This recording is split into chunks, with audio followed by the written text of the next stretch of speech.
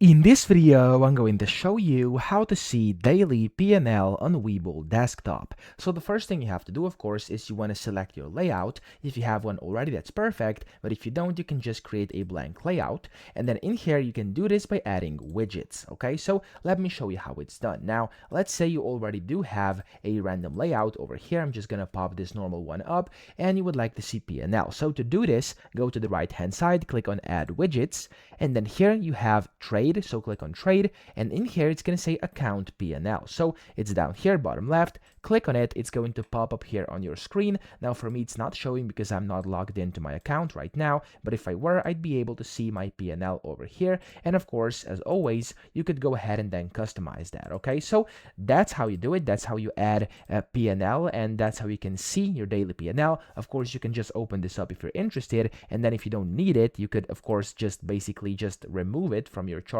or from your layout altogether, or you could just put it anywhere you want. So that's how to do it. I hope this video helped you out. If it did, please subscribe to the channel and help me out as well.